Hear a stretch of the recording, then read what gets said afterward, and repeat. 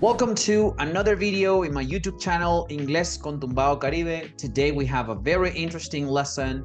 We'll study 100 chunks for beginners. So if you're starting your English learning process and your goal is to speak English fluently, this video is for you. So let's get started. As you can see, there are 10 topics and we'll study 10 chunks per topic. And I also made sure to extra question chunks that you can use to start a conversation. So basically, the chunks you'll study today will be useful to describe your experience in each topic and also to ask other people about their experience. At the end, I'll be sharing exclusive content that will be available only for those who are subscribed to my page. So if you haven't, I'm going to leave the link under the description of the video. You'll have access to a PDF with all the chunks and a memorization tool. So you might be asking yourselves, what is a chunk? I'm a beginner and how is this helpful for me if I don't know a lot of English? So I've talked about this before in my first video. I described all types of chunks, and basically a chunk is a sequence of words that usually appear together. If you want to be fluent, you need to learn chunks because when we communicate, we use chunks. We don't speak in individual words. In that first video, I talked about all types of chunks. Today, we'll be focusing on collocations, sentence frames, and social formulas because these are the most helpful for beginners. So I think we're ready to get started. Let's begin with personal information. And these are the first 10 chunks that we'll study today. They are about personal information. And you might be familiar with them because they are very frequent in first classes. However, I added 2 or 3 that can help you be more natural and that are more challenging. So the first thing you have to do is pause the video and complete the phrases with the words from the list. So the words are birthday, teacher, been, alone, born, from, years, house, work, and married. You can start with number 1. Number 1 is I'm Caracas. I'm space Caracas or Bogota, Buenos Aires, etc. The missing word is I'm from Caracas. There you go. You can also say I come from. It's a frequent chunk as well. Number 2, I'm 32 old. I'm 20 or 20 old. And the word is years. I'm 32 years old. That's my age. So you can also say I'm 32 without years old. That's actually a very frequent phrase in conversation. Then you have number 3. I was in Caracas or I was in 1991. The missing word is born. I was born in Caracas. I was born in 1991. What is a typical mistake in English, especially for Spanish speakers, is I born. Why? Well, basically because in our language, we only use one word, nací. So in English, we need be born. It's a passive verb, so it's very different from Spanish. So don't forget was. I was born in 1991. Of course, you can change the information. You can use a different city or a different year. Then you have number 4. I'm single. I'm divorced. In that case, you need the word married. I'm married. And then a more complex chunk, if you are married, is precisely number 5. You can say, I've been married for 10 years. I've been married for 2 years, etc. If you're not married, this might not be helpful, but you can still use it to understand people who might use it in conversation with you. So if they use it, you understand it. Number 6, I live with my dad, I live with my mom, I live with my family, or I live alone. I live alone. Depending on your life, you can use either I live alone or I live with any family member. Then number 7, my is on November 17th. I use on because I'm mentioning the month and the day. If I only mention the month, I need in. It's not very common to speak about birthday only mentioning the month. but it's still a possibility. So in this case, I'm talking about my birthday. So be careful with the pronunciation. A lot of people might say beard, or beard, but it's birth. Sounds like this. My birthday is on November 17th. So if you want to change it, you can say my birthday is on January 2nd, for example. Number 8. Let me cover the words that we've used. Birthday, and that's it. We have 3 words left. Exactly. Number 8. I'm a doctor. I'm a lawyer, for example. In this case, the word is teacher. I'm a teacher, I'm a doctor, or if the job begins with vowel, you would say an actor. I'm an actor or an actress, etc. Then you have number 9. Number 9 is also similar to 8, and it's a bit more challenging, a bit more advanced. So you can say, I work as a teacher, I work as an engineer, etc. So we have teacher, we have work, and the last one is I live in a big house, in a big apartment. You can also use the opposite of big and say small. I live in a small house or in a small apartment. These are the first 10 chunks. Something I want to recommend. I'm going to mention 2 things. The first one is the pronunciation of these chunks. One recommendation I like to give my students, and I train them to do this, is to add the transcription. It doesn't have to be a very specialized transcription. It can help you. It can be something like this, just to help you remember to put the words together in pronunciation. So I'm from Caracas. I'm from Caracas. I'm 32 years old. I'm 32 years old. I was born in Caracas. You see, this transcription puts everything together, and it reminds me of precisely that, how the pronunciation sounds naturally. Then you have number 4. I'm married. I've been married I live alone. My birthday is on November 17th. I'm a teacher. I live in a big house or in a big apartment. The second recommendation is basically question chunks. So these are extra chunks that I'm giving you to start a conversation. So conversations depend on you answering questions, but also formulating them, asking them. So common questions you can ask to find out about personal information. Where are you from? Of course, this is a very simple question. How old are you? Where were you born? Who do you live with?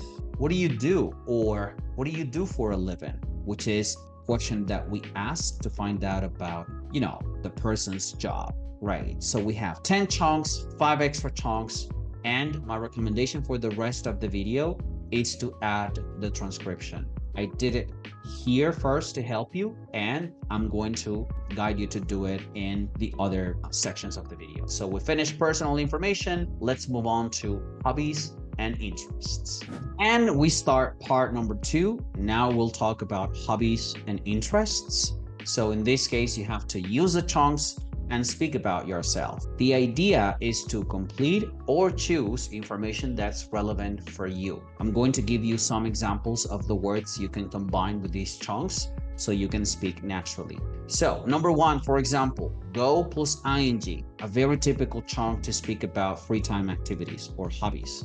You can say, I go running on weekends. I go hiking. You can also use the word hiking. I go shopping on weekends. You can change the word or the chunk on weekends and say on Fridays, on Saturdays, etc. That would be chunk number 1. So how would you use go plus ing and talk about yourself? Number 2, I do. I can say I do yoga every morning. I do Pilates every morning. I do exercise every morning. These are common combinations that we have with the verb do. You can also talk about other types of activities that might not be hobbies. For example, I do the cleaning. It's not a hobby, but maybe you do it every morning if you like to keep your house neat. Number 3, I don't have much time to. For example, I can say, I don't have much time to play video games. And this is an interesting chunk because it's negative. And well, it's common, adults, very busy. So we need a chunk like this to speak about things we don't have time to do. Number 4, whenever I can. I can say the same thing. I play video games whenever I can. I do yoga whenever I can. This is a very frequent phrase in conversation, and it basically means when I have the chance, when I have time to do it. Number 5, I play sports at night. I play video games at night. I play tennis. I play football. So you can use play and sports, video games, or the exact names of the sports. Then you have the chunk go to, which is common with a place. You can say, I go to the gym twice a week, 3 times a week, 4 times a week. I go to swimming lessons twice a week, etc. You can also say, I go to English lessons, etc. Number 7, I work out. Work out is a phrasal verb and it means do exercise. It's a very frequent phrasal verb, so maybe you're familiar with it. I work out 2 days a week, 3 days a week. You can also use twice a week, etc. Or I never work out because I don't have much time to do it. So you can also combine the chunks. Number 8, I watch movies and series on Saturdays or on Saturday. It can also be singular. You can also put it in negative. I don't watch movies and series on Saturday because I don't have much time to do it. That's what I like about these chunks. I spend hours on social media, on TikTok, on Instagram, on YouTube, on X, etc. Very important because in Spanish we say paso muchas horas en, and we tend to say spend hours in, which would be a mistake. Then we have the last one. I usually read a lot about psychology, philosophy, literature, finance, many topics that you could add there to that gap. So use these chunks. Maybe not all of them are useful for you to talk about your hobbies, but you can find 2 or 3 that would do the trick. Then, of course, I will show you extra chunks. What do you do in your free time? You can practice the pronunciation with me. What do you do in your free time? What do you normally do on weekends? Do you ever play video games? Do you have time for that? Great. So we have time to speak about hobbies and interests, and 3 extra chunks that you can use to start a conversation about this topic. So we're ready with the second part. We have covered 20 chunks. Now let's go to the next 10. And we start our third topic, habits and routines. Something I want to tell you before we get started is how I give you the chunks for you to use. It's not just a list of phrases that has no connection to your life and then you will forget immediately. It will go in one ear and then out the other. This is for you to practice through conversation. You learn by doing.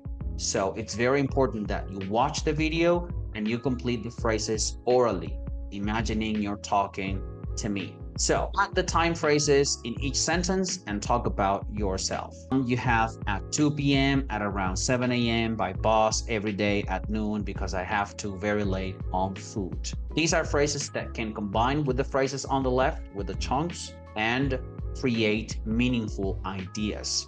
For example, you can say, I wake up at 7 a.m. or at around 7 a.m. If that's not true, you can modify it and speak about the time that's real. In your case, I get to work. So I get to work by bus. I get to work on foot. So how do you do that? How do you go to work? Get ready. I get ready in 30 minutes, or I get ready at 8 a.m. before having breakfast, for example. I go to bed. I go to bed at midnight. I go to bed at 11 p.m. I have lunch. I do the dishes. I do the ironing. I go to work. I come back home. I go for a walk. So go for a walk, for example, can also be a hobby, but these phrases are flexible. So if it's a habit, you can also put it there. It's very important to always add a time phrase because that kind of complements the idea of habit. And you can also use adverbs before the verb. So you can say, I usually wake up at around blah, blah, blah. So you can have always, usually, rarely, sometimes, etc. You put them before the verb and you also add the frequency to that action. Extra chunks for you to practice. How often? It's a very, very common question to ask other people about their habits. How often do you go to the gym, for example, if we're talking about a habit? How often do you do the ironing? How often do you go to the office? If you work from home, but you have to go to the office every now and then. I don't usually make the bed, so you can also use negative chunks, and you can also transform all of these chunks into negative by adding I don't. I don't wake up, I don't get to work, I don't get ready, I don't go to bed, etc. Make the bed is another chunk, so I'm adding like an extra phrase that can be helpful. Again, do you ever? Very frequent also to speak about habits, so this is something that helps you memorize chunks. The fact that you can use them to speak about different topics. Then you have number 4. I always clean up the bathroom. Clean up, a very frequent phrasal verb that you can use to talk about habits and routines. And well, you have the word always that you can change and use a different adverbial phrase. So you can also add every day, on weekends, phrases from the previous chunks. You can also put them here because they are helpful. So we finished habits and routines. If you feel tired already because you're speaking about many topics, you can pause the video and come back later. But in this case, we'll continue. We'll see the next 10 chunks. Now we start with our 4th topic, likes and dislikes. You're going to complete all these chunks with your ideas. And we're going to be talking about some grammar decisions you have to make, and also some chunks that don't have a literal meaning. So I might give you a literal translation in Spanish so you can understand it more easily. So the first one is I like plus noun. You can say something as simple as I like pizza, I like burgers, I like video games. But if you mention the activity, you might need a verb, and that verb should be in ing. I like playing video games. Yes, you can also say I like to play. So I like playing video games or I like to play video games. Both are correct. Same as I don't like. I don't like cooking or I don't like to cook. Both are okay, no difference. Then we start with number 3. I'm not a fan of. You can say I'm a fan of or I'm not a fan of if you don't like something. So you can say I'm not a fan of pineapple on pizza for sure. Or you can say I'm not a fan of cooking. So if you need a verb here, if you have an action, that action should be in ing. So you say I'm not a fan of cooking, for instance. I'm not a fan of cooking, I'm not a fan of cleaning, I'm not a fan of watching TV, etc. So we put it here. And when you understand that you need an ing, it's easier for you to make decisions with other activities. So all you need is 2 or 3 examples for you to remember the ing in the chunk. I can't stand is similar to I hate. Can't stand, it's similar to hate. And this could be a little bit more challenging, but it makes you sound more natural. So I can't stand, it's the same. You can say, I can't stand pineapple on pizza. I can't stand horror movies. Or if you have an activity, you say, I can't stand watching horror movies, or I can't stand walking, for example, right? So they have the same behavior. You see, you can use it with a noun or with an ing. I'm into means I'm interested in something. So I'm into means I'm interested. Me interesa algo. So I'm into soccer, football, whatever you want to call it. Or I'm into reading about philosophy. So if you have a verb, it should be with ing as well. I'm into reading about blah, blah, blah. So then you have the question. For 1 and 2, there is a question form. I'm not adding it as an extra chunk because there is another exercise for that. So do you like? If I say I like playing video games, the question would be, do you like playing video games? Then you have another chunk, which is my favorite. My favorite sport is baseball, football, etc. And you can use it pretty much about any topic. My favorite movie is, my favorite food is, and so on. I enjoy. Enjoy, unlike the first two verbs, is always with an ing or a noun. So you say, I enjoy working out. You cannot say, I enjoy to work out. That would be a mistake. So enjoy, it's not that flexible, you see? And you can use other verb patterns. I enjoy working out. I enjoy cooking. I enjoy going out with friends, etc. I'm addicted to. So you use I'm addicted to chocolate, for example. I'm addicted to chocolate, or I'm addicted to, playing video games. This is a bit intense. It's a strong phrase, and you have to be careful because, some people might take it literally. I'm a big fan of, this would be the opposite of number 3. So I'm a big fan of horror movies, for example. Not my case. I'm not a fan of horror movies, but you can say I'm a big fan of horror movies, or I'm a big fan of plus ing. Great. Why didn't I add extra chunks? Because you have another exercise. So I'm going to change things a bit. And now I want you to talk about your best friend. And this is a great grammar exercise. So something I always say is chunks do not exclude grammar. First of all, because they include grammar already. When you study chunks, you're basically studying grammar and vocabulary at the same time. And when you do chunks, you can also focus only on grammar. If you do this kind of exercise, for example, transformation. So instead of saying, I like playing video games, you can say, she likes. And that change makes you take a different decision. So you have to say, she likes. You have to add the S. Or you have to say, she doesn't like. He can't stand. He's into. You see? So these are the same chunks, but they look a little bit different because the grammar changes. Talk about your best friend. Do it orally. You can pause the video before we move on to the next 10 chunks. So let's practice. Now we're going to talk about work and studies. And through this exercise, we'll be practicing chunks and also another important aspect of English, which is word order. Something that is usually difficult because it varies if you compare it with Spanish. The first thing you have to do is pause the video and take some time to put all these phrases in the right order. And when you finish, you check with me.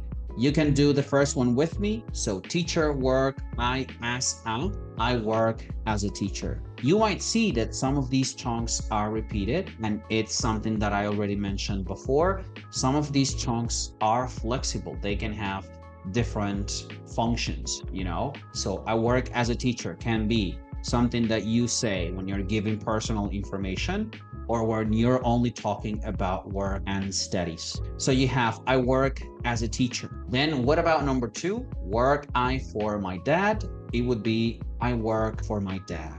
And then you can change it. I work for my best friend. You usually use work for plus company or work for plus person, the person that employs you. Number 3, I home from work would be, I work from home. This can be true or not true. And the idea is to see those chunks that are relevant for your life, like I always say, and try to make phrases so you can retain it in your memory.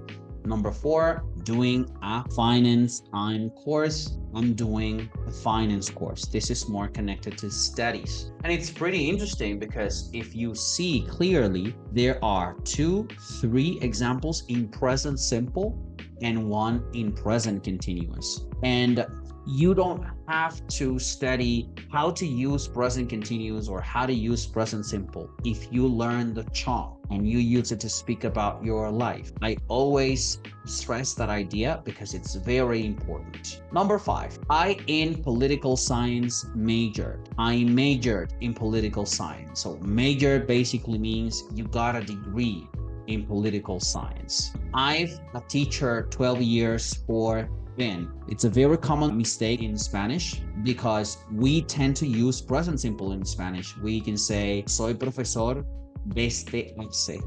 and then we tend to translate it literally and use it in Spanish just like that. I am a teacher since blah, blah, blah ago, which is not correct. In this case, you need I've been. Same as I've been married.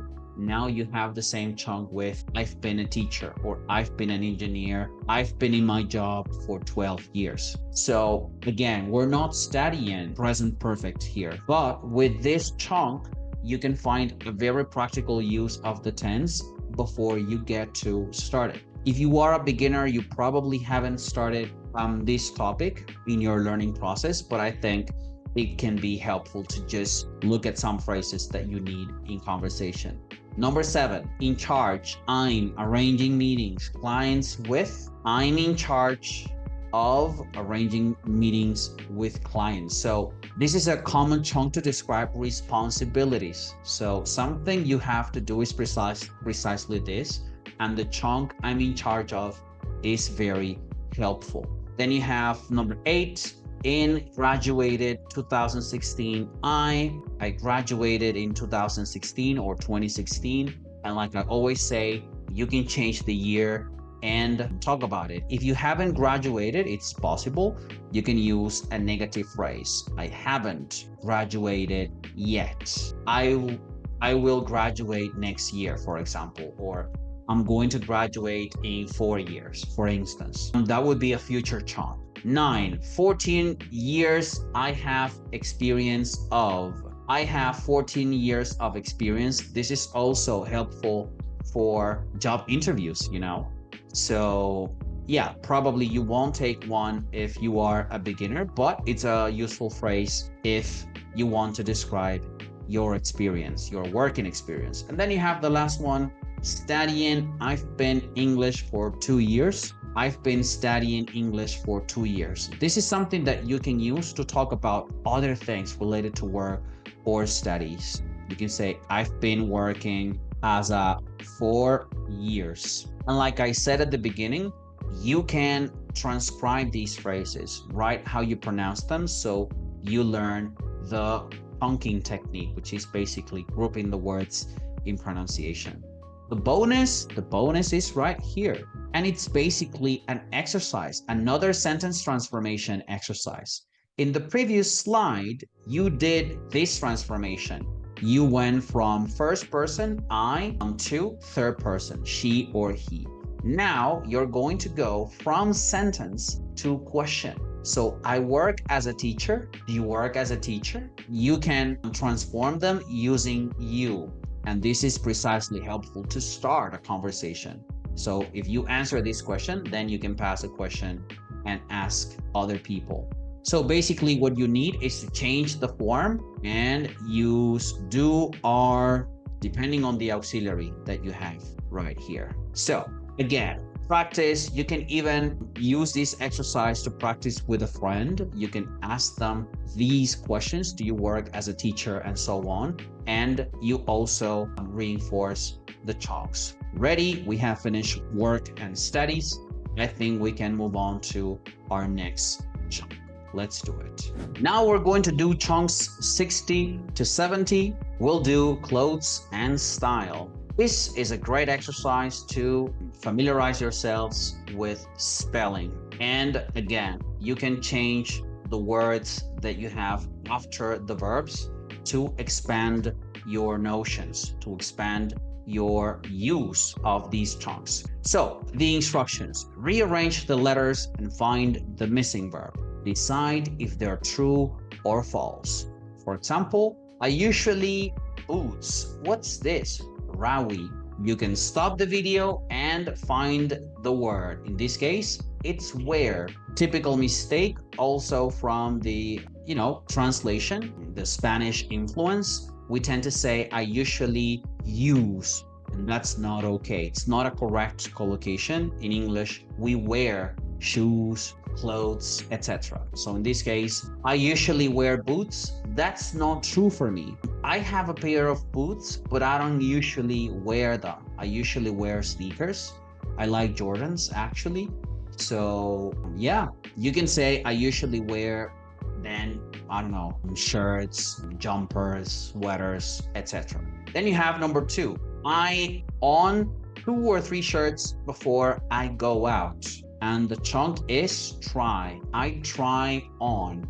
So wear boots, ponerse botas, try on, probarse. Me pruebo 2 o 3 camisas antes de salir. Why am I translating this? Because it's a phrasal verb and it doesn't have any literal alternative in Spanish. So in this case, you can feel free to translate.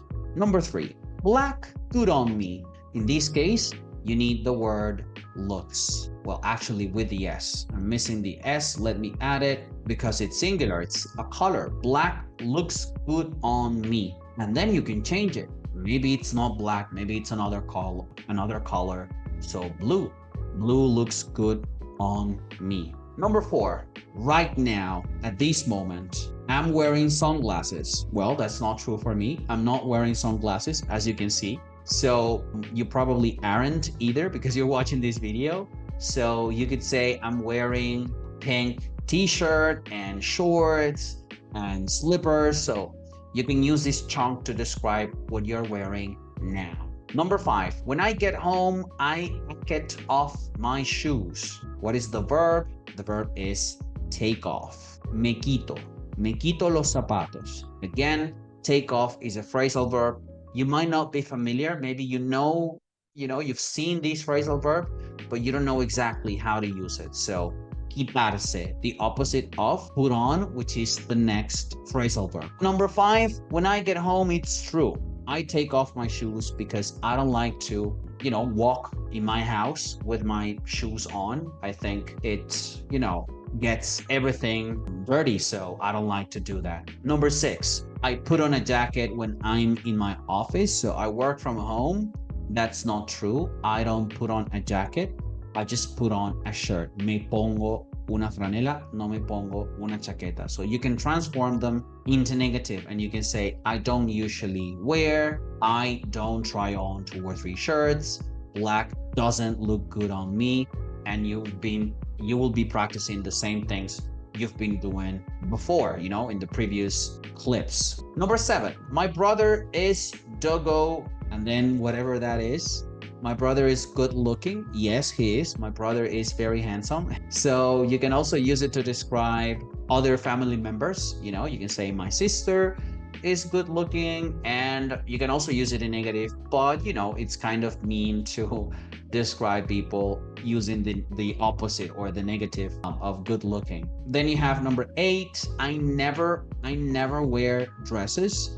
So it's very common to use never to talk about clothes and styles. Maybe other people wear something that we don't. So, we can compare our style with these adverbs: usually wear, never wear, etc. I like to dress up. Basically, dress up is to wear very formal clothes. Let me write it here. Wear very formal clothes. You can say it in Spanish, arreglarse. So if you have a wedding, you might need to dress up because it's a special occasion and you need to wear some formal clothes. Unless it's on the beach, that might change things. So I go twice a year. That would be I go shopping. And in this case, you can change it. I go shopping twice a year, or I never go shopping because I don't like it. The extra chunks to speak about clothes and style, it would be questions. We go back to questions to establish conversations. So, or start a conversation.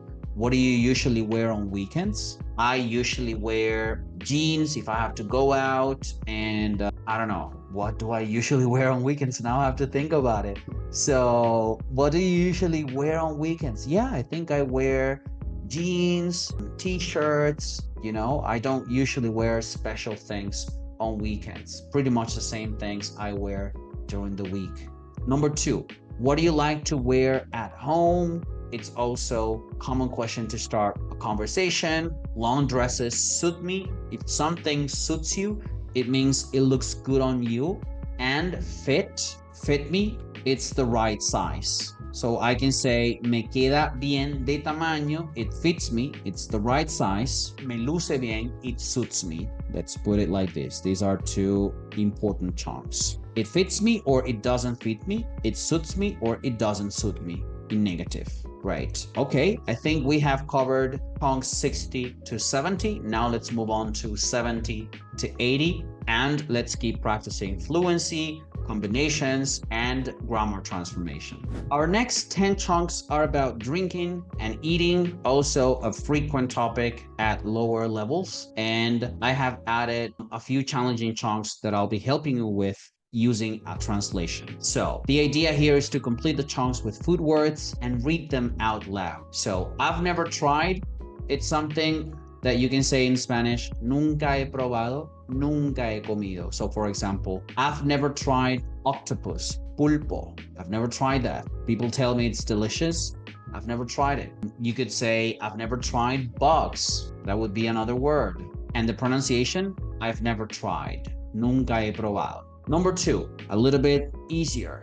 Blah, blah, blah is delicious or are delicious. You can say pizza is delicious or hot dogs are delicious. Singular is, plural are. Complete these chunk with your own ideas, with your own food. I'm allergic to. I'm not allergic to anything. I'm gonna add that chunk here because luckily it's not my case, but a lot of people are allergic to seafood. So that's something that can help you to express the idea, the concept. I'm allergic to seafood. People, I think, can be allergic to chocolate, for example. So this can be a good chunk. I can't eat because I'm on a diet. That's also frequent. A lot of people right now are on a diet because they want to look better.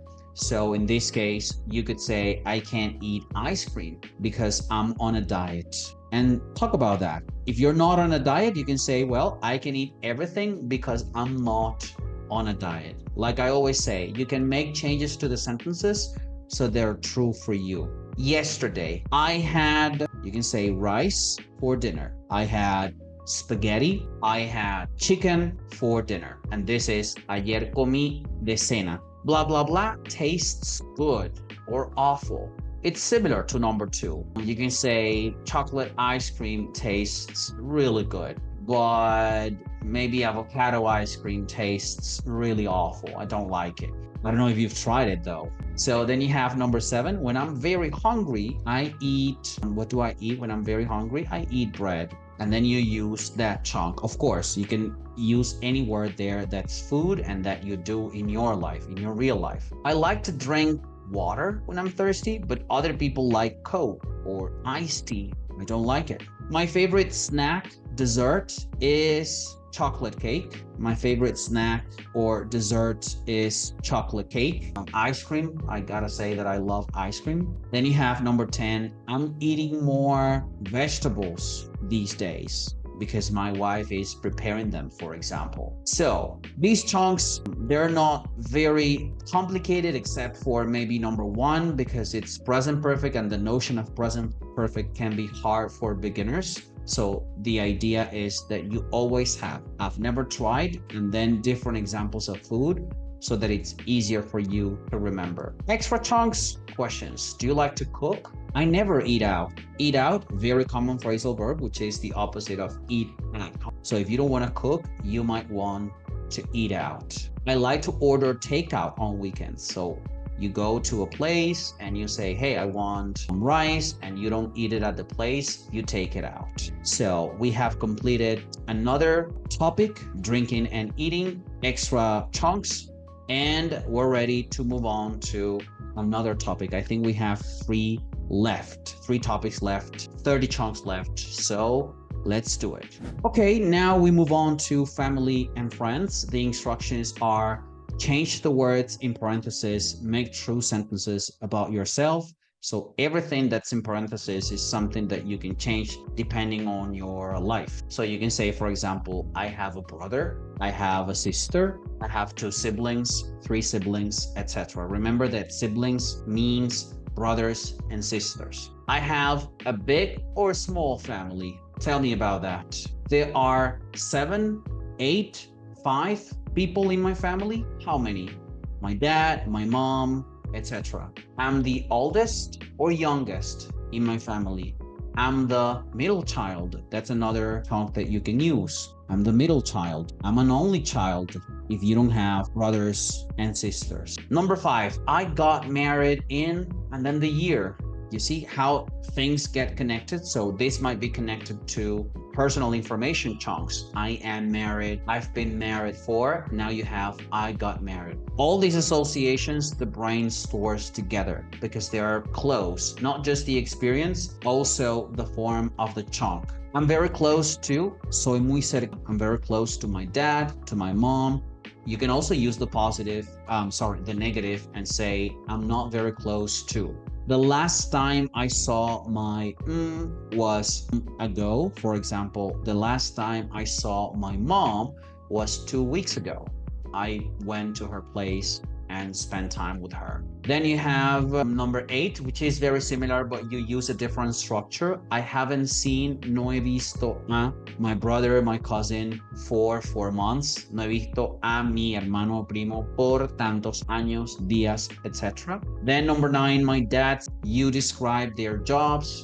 You can do it about your dad, mom, brother, sister, husband, wife, etc. My dad's a teacher. My mom's an engineer. You can also use them to talk about your friends. I've been using family members, but for example, you can say the last time I saw my best friend was 1 week ago. And then you have number 10, my parents have been together since. Mis padres han estado juntos, casados, since 1997, etc. You can also say my parents are divorced, you see? You can also have other chunks about maybe sad events. You know, my dad passed away, falleció. It could be also a chunk that you might need depending on the experience. I hope you don't need it, but well, you know, it has happened to many people. So maybe you don't need it, but other people might use and you need to understand. Great. So we did these 10 chunks. Like I said, the idea is to repeat the phrases, and you can also use them to talk about a third person, you know, a friend, a family member, etc. And the pronunciation. Also, the pronunciation, you need to take that into account because you have to start linking the words, putting them together when you pronounce them. So like we did in exercise number 1. Extra chunks. How many siblings do you have? So notice my pronunciation. I don't say, do you have? I say, how many siblings do you have? It sounds like this. Do you have? How many siblings do you have? Then you have another extra chunk here. How old is your brother? How old is your sister, etc. And then you can use that chunk from the first stage, the personal information. So you don't say, I'm 32 years old. You can say, my brother is 32 years old, or my brother is 32. How many people are there in your family? Very interesting verb because it's very different in Spanish. In Spanish, we say hay. In English, you have are there. So people might say exist or have. How many people have in your family? Because have is very similar, you know, to Spanish, but that is a mistake. So you should say how many people are there. So great, we're almost there. 100 chunks. With these chunks, you can speak fluently about most topics in, you know, your level. So it's pretty exciting. Let's see, we have 2 more topics next weekend, last weekend, and then we'll finish this video. Now we're going to talk about next weekend, and it's pretty interesting because here you will see 3 main verb forms that are commonly used to talk about the future. So I'm gonna be helping you with translation because some of them might be confusing. For example, number 1, I'm visiting my parents on Saturday. So probably you have studied that ing is for things happening now. So if you say I'm visiting, that is happening now. However, in English, you can use ing, present continuous, to talk about future events. So you can say I'm visiting my parents on Saturday, and it doesn't mean estoy visitando a mis papás el sábado. It means voy a visitar a mis papás el sábado. It is an arrangement. I called them and I said, hey, will you be home on Saturday? My parents said, yes. Why? Okay, because I want to go there. Sure, we have an arrangement. So if somebody else asks me, I would say, hey, what are you doing on Saturday? Well, I'm visiting my parents. It's an arrangement. They are waiting for me. So you shouldn't translate it, as I said, literally, because it has a future connotation. My recommendation, stick to on Saturday, on Friday, and on Sunday, and then think about your future plans. With these 3 days or next weekend also. With these 4 phrases, it would be helpful for you to think, to just think about the future ideas. So we completed my parents, visiting my parents. Then we have number 2. Number 2 is an obligation. It's something necessary. To clean my house. I have to clean my house. That is a plan that I have next weekend because it's too dirty. Number 3, I'll home. This is a very common combination. Stay home, quedarse en casa. So, and you normally use it with will when you see it as a future event, So I will stay home or I'll stay home. I'm going to catch up with work. If you didn't have time to complete all your tasks at work, you might need the weekend to do so.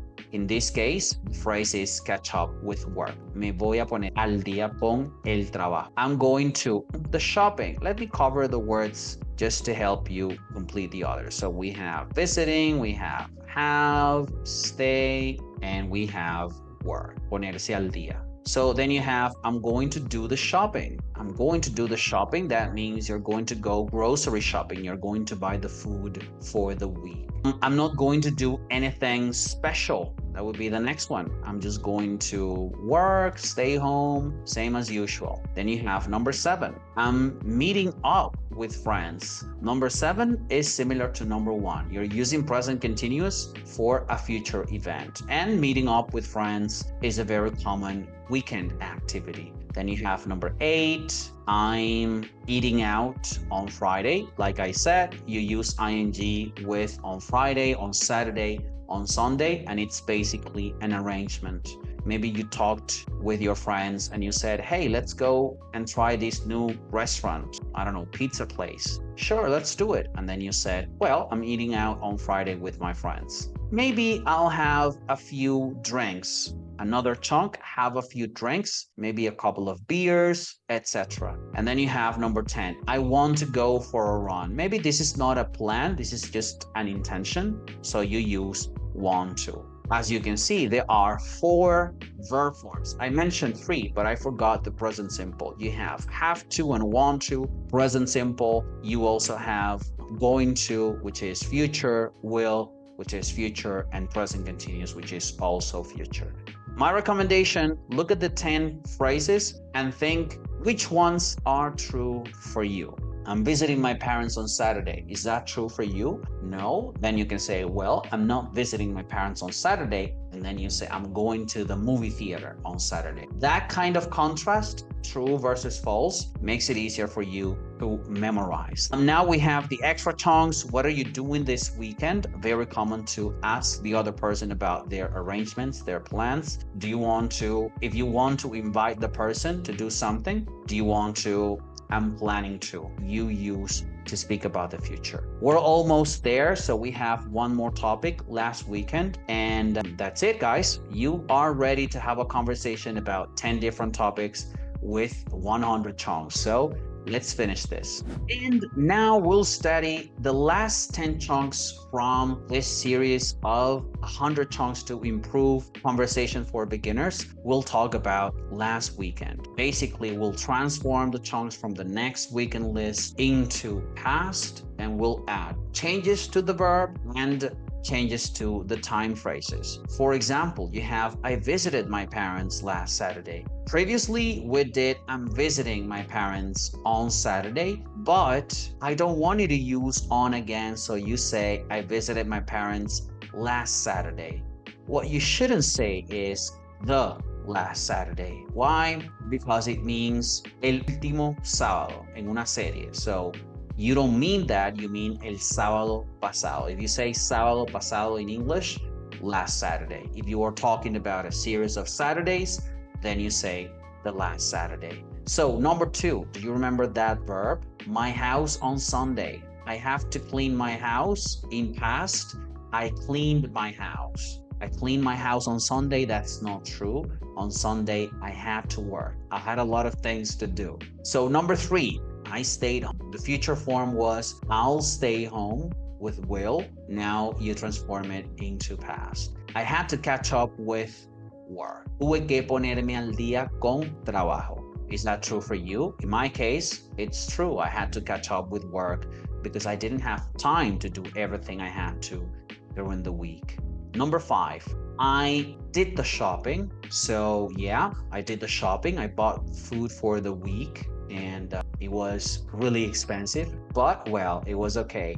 Number 6, I didn't do anything special. That's true. I had to work. So yeah, I didn't have time to do something nice, something different. Then you have number 7, I met up with friends. I don't know if you remember the future form. It was me meeting up with friends on Friday, Saturday, something like that. If you transform it into past, I met up. Number 8, I ate out on Friday. And this is typical, you know, on Friday, not many people want to cook. So, you know, they make an effort and they just spend money on food. Number 9, I had a few drinks with friends. And number 10, I went for a run. Great. So as you can see, you had the changes in the verb, visited, clean, stayed, have to, did, didn't do if it's negative, and also the differences in the time phrase. Last Saturday, on Sunday stays the same, last weekend, etc. Great. So the extra chunks would be questions. How was your weekend? Is also a very useful question to start a conversation.